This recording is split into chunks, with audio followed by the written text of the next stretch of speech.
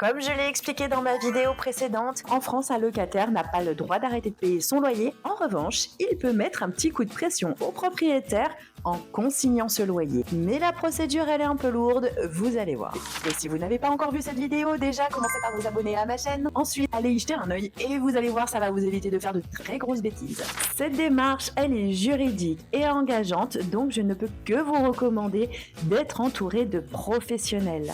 Et là, je parle d'associations spécialisées dans le droit des locataires ou encore d'avocats et même de services sociaux. Qu'est-ce que la consignation de loyer? Eh ben, c'est tout simplement le fait de déposer son loyer auprès d'un tiers quand on est locataire, plutôt que de le reverser à son bailleur ou propriétaire. Et le tiers, c'est pas déposer ça sur le compte de votre meilleur pote parce qu'il a besoin de trésor. Non, là, on parle d'un dépôt directement soit chez un huissier de justice, soit à la caisse des dépôts et consignations.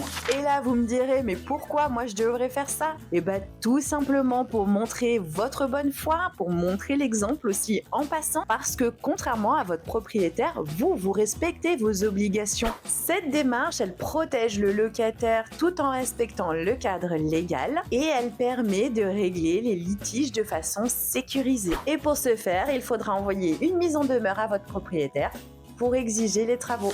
J'ai peut-être plus besoin de préciser pour la plupart d'entre vous, mais je vais le dire quand même, il faut envoyer ça en recommandé avec accusé de réception. Et profitez de ce courrier pour informer votre propriétaire que sans réponse de sa part sous un délai raisonnable de 30 jours au moins, eh bien vous prendrez attache avec un huissier de justice pour consigner vos loyers. Si effectivement, passé ce délai, vous n'avez toujours pas de nouvelles de votre propriétaire, eh bien il est temps de vous rapprocher d'un huissier de justice pour connaître la marche à suivre afin de déposer votre loyer chez lui. Mais attention, cette démarche, elle est synonyme de passage devant la justice. Parce que oui, si le propriétaire veut récupérer les sommes que vous avez déposées chez l'huissier, ce sera forcément avec une décision de justice en main. Et du coup, le juge pourra tout à fait ordonner au propriétaire d'exécuter les travaux. Il pourra carrément décider d'une diminution, voire d'une suspension temporaire des loyers. Et enfin, il pourra finir par autoriser le déblocage des sommes que vous aurez reversées chez l'huissier. Pour résumer, continuez à respecter vos obligations tout en vous appuyant sur le cadre légal et surtout pensez à bien vous renseigner et à vous informer auprès de professionnels ou d'experts du sujet.